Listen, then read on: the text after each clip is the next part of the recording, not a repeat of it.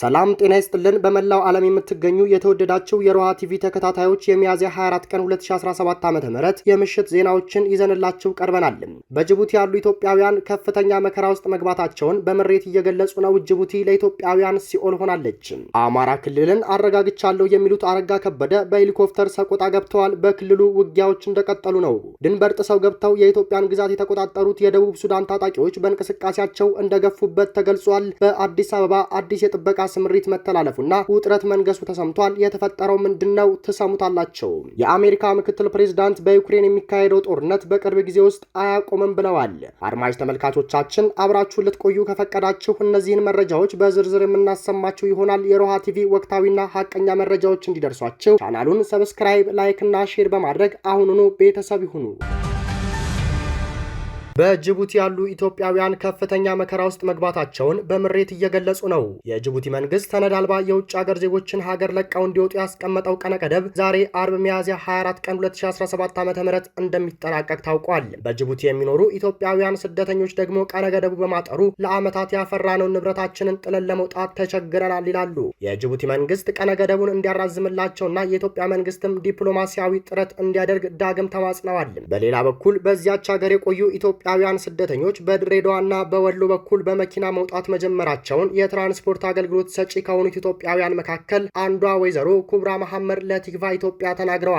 አቶ አህመድ መሐመድ የተባሉ አስተያየት ሰጪ በበኩላቸው በተለይም ሀብት ንብረት ያፈራ ስደተኛ ተረጋግቶ እንዲወጣ ቀነ ገደቡ እንዲራዘምለት ጠይቀዋል። አሁን ይውጡ የተባሉት ሰዎች ቀኑ በጣም አጥሮባቸዋል፣ ደሞዝ ያልወሰዱ፣ ብድሮቻቸውን ያልተቀበሉ፣ ይህ ነገር ይመጣብናል ብለው ያላሰቡ በርካቶች ናቸው ነው ያሉትም። ቤተሰብ የመሰረቱ፣ ንብረት ያፈሩ፣ ልጆቻቸውን ትምህርት ቤት ያስገቡ ሁሉ አሉ። የኛ ማህበረሰብ በጣም ችግር ላይ ነው ያለው፣ መደጋገፍ እንኳን አይችልም የሚሉት አስተያየት ሰጪዎች ህዝቡ ምናልባት የመሳፈሪያ ትንሽ ገንዘብ ካገኘው እያለ ወደ ኮሚኒቲ ይሄዳል፣ እየተመዘገበ ነው። ሆኖም ከዛ የተገኘ ገንዘብ ያለ አይመስለኝም ይላሉ። በጅቡቲ 27 ዓመት ኖር ያለው መኪና ገዝቼ ወደ ኢትዮጵያ የትራንስፖርት አገልግሎት መስጠት ከጀመርኩ ደግሞ 18 ዓመት ይሆነኛል። ከጅቡቲ ወደ ወሎ መንገደኞችን የምናመላልሰው በዚህ ዘርፍ የተሰማራን ወደ 100 የምንሆን ኢትዮጵያውያን አለን። አሁን ተመላሾችን እያጓጓዝ ነው ያለነው ሲል ገልጿል። ከጅቡቲ ወደ ከሚሴ፣ ባቲ፣ ኮምቦልቻና ደሴ እናደርሳቸዋለን ያለው አስተያየት ሰጪ ከጅቡቲ እስከ ድሬዳዋና አዲስ አበባም የሚሄዱ አሉ ብሏል። ከጅቡቲ እስከ ከሚሴ 8000 ብር ይከፍላሉ፣ ከጅቡቲ ድሬዳዋ ደግሞ 2000 ብር ነው ሲል ገልጿል። አሁን ውጡ ከተባለ በኋላ በየቀኑ በትንሹ 1000 ሰው ይወጣል ከጅቡቲ። አብዛኛው የቀን ሰራተኛ፣ የጥበቃ ሰራተኛ፣ የቤት ሰራተኛ የነበሩ ናቸው። በቡድን ተከራይተው እየኖሩ ሌት ተቀን በመስራት ቤተሰቦቻቸውን ሲረዱ የቆዩ ናቸው ሲልም ያብራራል። ደሞዛቸውን ያልወሰዱ በርካታ ሰራተኞች አሉ። ምክንያቱም ይህ ወቅት ደሞዝ የሚከፈልበት ሰዓት አይደለም። ደሞዛቸውን እስኪወስዱና እዳቸውን እስኪከፍሉ ድረስ ሊታገሷቸው ይገባል በሚልም አሳስበዋል። ወደ ሀገርም ስንመለስ የባሰ ችግር ላይ እንዳንወርቅ፣ የቤተሰብ ሸክም እንዳንሆን፣ ያፈራናት ንብረት በቤት ውስጥ ያለችንን ሀብት እንደምንም ሽጠን ለመውጣት ጊዜ ስጡን ነው እያለ ያለው ህዝቡ። እዚሁ እንቅር ተውን አላለም ይላሉ። ይህ ሁሉ ጣውረድ የመጣው ደግሞ የብልጽግናው አገዛዝ በሚከተለው የከሸፈ ፖለቲካ ምክንያት ነው። በዚህም ጅቡቲ እንደ ሀገር ከግብጽ ጋር ወዳጅነት በመፍጠሯ ኢትዮጵያ በብልጽግና ክሽፈት ምክንያት ህዝቧና ህልውናዋ አደጋ ውስጥ እንዲወድቅ ሆኗል። አማራ ክልልን አረጋግቻለሁ የሚሉት አረጋ ከበደ በሄሊኮፕተር ሰቆጣ ገብተዋል። የአብይ አህመድ ጸረ አማራ ፕሮጀክት ዋና አስፈጻሚ የሆኑት አረጋ ከበደ በየብስ ትራንስፖርት መጓዝ ስላልቻሉ በዚህ ሰዓት በሄሊኮፕተር ሰቆጣ ገብተዋል። አመራሩ ከኮምቦልቻ ተነስተው በባቲና በጭፍራ እንዲሁም በቆቦና በኮረም አቆራርጠው ለመጓዝ እቅድ ተይዞላቸው የነበረ ቢሆንም ነገር ግን ከጭፍራ ቆቦና ኮረም ያለው መስመር በአማራ ፋኖ በወሎ ቤተ አማራ ሰራዊት ስለተያዘ በዚህ መጓዝ ሳይችሉ ቀርተዋል። በተመሳሳይ ላሊበላ ኤርፖርት አርፈው ከላሊበላ ቆጣ አድርጎ ለመጓዝ ቅርብ ቢሆንም ነገር ግን መስመሩ በአማራ ፋኖ በወሎ አሳምነው ኮር ሰራዊት ስለተያዘ በዚህም መጓዝ ሳይችሉ ቀርተዋል። አመራሩ በመጨረሻም በሄሊኮፕተር ወደ ሰቆጣ ከተማ የተጓዙ ሲሆን ሰቆጣ ከተማ ልዩ ስሙ ፋትሲግ ተብሎ በሚጠራው አካባቢ አርፈዋል። ተሳፍረውባት የነበረችው ሄሊኮፕተርም በአሁኑ ሰዓት በዚያው ቦታ ትገኛለች። በሌላ በኩል ደግሞ የአብይ አህመድ አገዛዝ በደቡብ ወሎ ዞን ምዕራብ ወረዳዎች ስር የሚገኙ በርካታ ቀጠናዎች ላይ የመብራት አገልግሎት ማቋረጡ ተሰምቷል። የደቡብ ወሎ ዞን የብልጽግና ካድሬዎች ምዕራብ በምዕራብ ወሎ ቀጠና ከወረዳ ከተሞች ውጭ ባሉና በተለይ ፋኖ በተቆጣጠራቸው ታዳጊ ከተሞች ላይ ከሚያዝያ 18 ቀን 2017 ዓ.ም ጀምሮ የመብራት አገልግሎት አቋርጠዋል። የመብራት አገልግሎት ከተቋረጠባቸው አካባቢዎች መካከል ደግሞ በአንዳንዶቹ ላይ የኔትወርክ አገልግሎትም ሙሉ በሙሉ ተቋርጧል። በቀጠናው የመብራት አገልግሎትን ከሚያዝያ 18 ቀን 2017 ዓ.ም ጀምሮ መቋረጡን ተከትሎ የመጠጥ ውሃና ወፍጮ አገልግሎቶች ሙሉ በሙሉ የተቋረጡ ሲሆን የቤንዚን አማራጭን ለመጠቀም በሊትር 450 ብር በመግባቱና ወደ አካባቢውም እንዳይገባ በአገዛዙ በመከልከሉ ህዝቡ በከፍተኛ ሁኔታ መቸገሩ ተገልጿል። ፋኖ የተቆጣጠረውን ሰፊ ቀጠና መልሶ መቆጣጠር ያቃተው የአገዛዙ ኃይል በምትኩ የህዝብ አገልግሎቶችን ማቋረጥ እንደ መፍትሄ ከቆጠረው ከአንድ ዓመት በላይ ሆኖታል። በዚህም የአማራ ህዝብ መድኃኒትና የህክምና ቁሳቁስ ማዳበሪያና ሌሎች ግብአቶች እንዳይደርሱት በመከልከል ህዝቡ በህክምና እጦት እንዲሰቃይ በማድረግ ባዮሎጂካል ጦርነት ከፍቶ የቆየ ሲሆን አሁንም የመብራት አገልግሎት በማቋረጥ ጸረ አማራ ተግባሩን አጠናክሮ ቀጥሎበታል። ይህ በእንዲህ እንዳለ የአማራ ፋኖ በወሎ ቤተ አማራ ምስራቅ አማራ ኮር አንድ አሳምነው ክፍለ ጦር ሁለተኛ ሻለቃ ትላንትና ሚያዝያ 23 ቀን 2017 ዓ.ም ጉባ ላፍቶ ወረዳ ሐራ ከተማ አካባቢ ልዩ ስሙ ላስቴ ቢቲሞ በር ሬሽን አጅበው ይንቀሳቀሱ የነበሩ ሆዳደር ሚሊሻዎች ላይ በፈጸሙት የደፈጣ ጥቃት 11ዱን ቆስለዋል። የብልጽግና ጦር አመራሮች ይህንን የበጋ ወራት በምድርም በሰማይም ብለን ፋኖን ማዳከም አለብን፣ ካልሆነ ግን ውጊያውን ክረምት ከወሰዱት ይደመስሱናል በሚል በለብ ሰልጥነው የወጣው ወታደር እያስጨረሰ ነው። በተመሳሳይ የአማራ ፋኖ በጎጃም የበላይ ዘለቀ 8ኛ ክፍለ ጦር በደባይ ጮቄ ብርጌድ ካሉት የአደረጃጀት ዘርፎች በወታደራዊ የአደረጃጀት ዘርፉ የጀረምስ በላይ ሻለቃና የዳማና አካባቢው መቶ አለቃ አዳነ ጤና ሻለቃ ጋር የፖለቲካ ግንባታ ትምህርት ተሰጥቷቸዋል። ድንበር ጥሰው ገብተው የኢትዮጵያን ግዛት የተቆጣጠሩት የደቡብ ሱዳን ታጣቂዎች በእንቅስቃሴያቸው እንደገፉበት ተገለጸ። የደቡብ ሱዳን ታጣቂዎች በጋምቤላ ክልል ላሬ ወረዳ ውስጥ የሚገኝ ቢልኩን የተባለ አካባቢን መቆጣጠራቸውንና የላሬ ወረዳ ዋና አስተዳዳሪን ማቁሰላቸውን ሰምቻለሁ ሲል ዘግቧል። የደቡብ ሱዳን ታጣቂዎች ተቆጣጥረውታል የተባለው አካባቢ ነዋሪዎች ወደ ሌላ ከተማ እንደሸሹም ተገልጿል። ኢትዮጵያ ጎረቤት ሀገር ደቡብ ሱዳንን ከምትጎራበታቸው ክልሎች አንዱ በሆነው ጋምቤላ ታጣቂዎች ጥቃት መፈጸም የጀመሩት ከትላንት በስቲያ ከረቡዕ ሚያዝያ 22 ቀን 2017 ዓ.ም ጀምሮ እንደሆነ አንድ የላሬ ወረዳ ኃላፊ ለቢቢሲ ተናግረዋል። እንደ ኃላፊው ገለጻ የኢትዮጵያን ድንበር አቋርጠው የገቡት ከደቡብ ሱዳን መንግስት ጋር ግጭት ውስጥ ያሉት የሱዳን ህዝቦች ነጻነት ንቅናቄ ታጣቂዎች ናቸው። ታጣቂዎቹ የገቡት የኑዌር ብሔረሰብን ዞር ላሬ ወረዳ ስር በምትገኘው የድንበር አካባቢዋን ፓጋ ቀበሌ እንደሆነ ምንጩ ገልጸዋል። ከሀገሪቱ መንግስት ጋር ግጭት ውስጥ ያሉት ታጣቂዎቹ ድንበሩን አቋርጠው የገቡት ተኩስ ሲከፈትባቸው ሸሽተው እንደሆነም ተናግረዋል። ታጣቂዎቹ የራሳቸውን ድንበር ዘለው ወደኛ ድንበር ነው የገቡት። እስከ ትላንት ሐሙስ ድረስ ያገኘነው መረጃ በእኛ ድንበር እንዳሉ ነው፣ የኢትዮጵያን ባንዲራ ጭምር ነው የወሰዱት ብለዋል።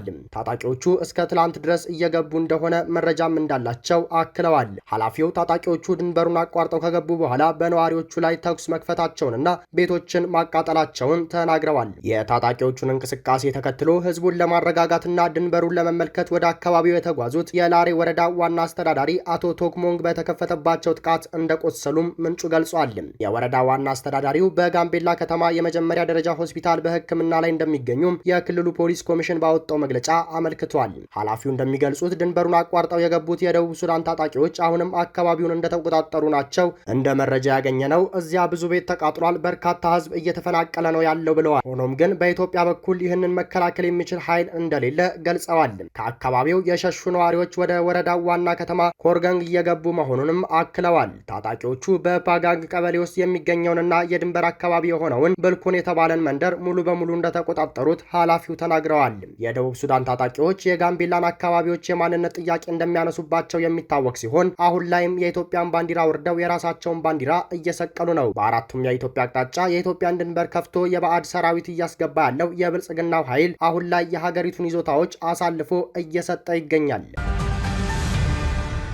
በአዲስ አበባ አዲስ የጥበቃ ስምሪት መተላለፉና ውጥረት መንገሱ ተሰማ። በአዲስ አበባ ባሉ ትላልቅ ህንፃዎች፣ የንግድና የመንግስት ተቋማት እንዲሁም የትራንስፖርት አገልግሎት መስጫዎች ከፍተኛ ጥበቃ እንዲደረግባቸው ትዕዛዝ ተላልፈዋል። ጥበቃው እየተደረገ ያለው በምን ምክንያት እንደሆነ በግልጽ ባይታወቅም ከአሜሪካን ኤምባሲ የደህንነት ማስጠንቀቂያ ጋር በተያያዘ ነው። በዚህ ጉዳይ ላይ አስተያየት የሰጡ የከተማዋ ነዋሪዎች በቀላል ባቡር ትራንስፖርት ላይ ከዚህ በፊት ከነበረ የፖሊስ ብዛት በ2 እና 3 እጥፍ ማደጉን ተናግረዋል። እንዲሁም ህዝብ በሚበዛ በሚሰራባቸው አካባቢዎች ጭምር ጥበቃው የጠነከረና አዲስ ስምሪት የተሰጠ መሆኑን ተገልጿል። አሜሪካ በኤምባሲዋ በኩል ከቀናት በፊት ባወጣችው መግለጫ አዲስ አበባን ጨምሮ በመላው አገሪቱ ከፍተኛ የደህንነት ስጋት አለ ብላ ነበር። ሆኖም የብልጽግና መንግስት ይህንን ጉዳይ አስተባብሎ ሰላም ነው ብሎ ነበር። ታዲያ አገሪቱን እየመራና እየተፈጠረ ያለውን ነገር ሁሉ የማይረዳው ብልጽግና በአሜሪካ ማስጠንቀቂያ ደንብሮ ከተማዋን እያመሳት ነው። በሌላ በኩል ትናንት ሚያዝያ 23 ቀን 2017 ዓ.ም ቀጨኔ ታክሲ ማዞሪያ አካባቢ ለረጅም ዓመት ሊስትሮ እየሰራ የሚኖር ግለሰብ በደንብ አስከባሪዎች ከስራ ቦታው በኃይል እንዲባረር መደረጉን ተከትሎ ራሱን ማጥፋቱ ታውቋል። ከአዲሱ ገበያ ወደ ቀጨኔ ታክሲዎች ጭነው መጨረሻ የሚያራግፉበት ቦታ ወይም ጉለሌ ክፍለ ከተማ ወረዳ 7 ይሰራ የነበረው ግለሰብ የ3 ልጆች አባት የነበረ ሲሆን በዛሬው ዕለት መቀበሩ ታውቋል። ይህ በእንዲህ እንዳለ በአዲስ አበባ በርካታ ስፍራዎች የክፍለ ከተማ አመራሮች ህብረተሰቡን ቡና ጠጡ እንወያይ ብለው ጠርተው ከዚህ በኋላ ምንም አይነት ፍሳሽ የልብስም የገላም ይሁን ሌላ ወደ ፍሳሽ ቱቦች እንዳይደፉ ማስጠንቀቂያ እንደተሰጣቸው ታውቋል። አመራሮቹ ውሳኔው ከላይ ወርዷል ያሉ ሲሆን ህዝቡ የቤት ዕቃና ልብስ አጥቦ እንዲሁም ገላውን ታጥቦ የት እንደሚደፋ ሲጠይቅ አቁሙ፣ ካልሆነ 2000 ብር ቅጣትና ከዚያም በላይ ይኖራል ማለታቸውን ታውቋል።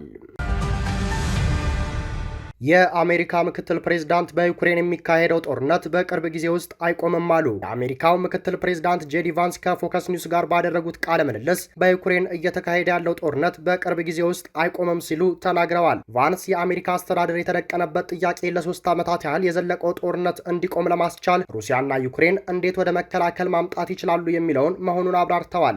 ምክትል ፕሬዝዳንቱ አክለውም ሩሲያና ዩክሬን ወደ ስምምነት መጥተው ይህንን ከባድ ጦርነት የማቆም ኃላፊነት አለባቸው ብለዋል። የቫንስ አስተያየት የተሰማው ኪየቭ እና ዋሽንግተን አሜሪካ የደህንነት ድጋፍ ለማድረግ በምላሹ የዩክሬንን ብርቅዬ ማዕድናት ትርፍ ለመጋራት ስምምነት ከተፈራረሙ በኋላ ነው። ቫንስ ይህንን አስተያየት የሰጡት ከፎክስ ኒውስ ጋር የትራምፕን አስተዳደር በሚመለከት ረዘም ያለ ቃለ ምልልስ ባደረጉበት ወቅት ሲሆን አስተዳደሩ የዩክሬን ጦርነትን የያዘበትን መንገድ ተከላክለዋል። እውነት ነው ዩክሬናውያን በመወረራቸው ተናደዋል ያሉት ቫንስ፣ ነገር ግን ለጥቂት ማይሎች ግዛት በሚል በዚህም በዚያም በኩል በሺዎች የሚቆጠሩ ወታደሮችን እያጣን መቀጠል አለብን ሲሉ ጠይቀዋል። ትራምፕ በዚህ ሳምንት ዩክሬን ምናልባት ሩሲያ እንደ አውሮፓውያን አቆጣጠር በ2014 በወረራ የያዘችባትን ክሬሚያን የሰላም ስምምነት ላይ ለመድረስ በሚል አሳልፋ ለመስጠት ትፈልግ ይሆናል ሲሉ ተናግረው ነበር። ከዚህ ቀደም ግን የዩክሬን ፕሬዝዳንት ቮሎዲሚር ዘለንስኪ ሩሲያ በኃይል ላይ የተቆጣጠረችውን ግዛት እንደማይሰጡ የሀገሪቱን ህገ መንግስት በማጣቀስ ተናግረዋል። የአሜሪካ ውጭ ጉዳይ ሚኒስትር ማርክ ሩቢዮ ሐሙስ ዕለት ከፎክስ ኒውስ ጋር በነበራቸው ሌላ ቃለ ምልልስ ላይ በሁለቱ ሀገራት ግጭት ላይ በቅርቡ መግባባት ላይ መድረስ እንዳለበት ተናግረው ነበር። አለበለዚያ ግን አሉ የውጭ ጉዳይ ሚኒስትሩ ዶናልድ ትራምፕ በዚህ ጉዳይ ላይ ምን ያህል ጊዜ ማሳለፍ እንዳለብን መወሰን ይኖርባቸዋል ብለው ነበረ። ሐሙስ ዕለት ማታ የሩሲያ ሰው አልባ አውሮፕላኖች የዩክሬንን ደቡብ ምስራቅ ከተማን ደብድበው 14 ሰዎች መጎዳታቸው ተገልጿል።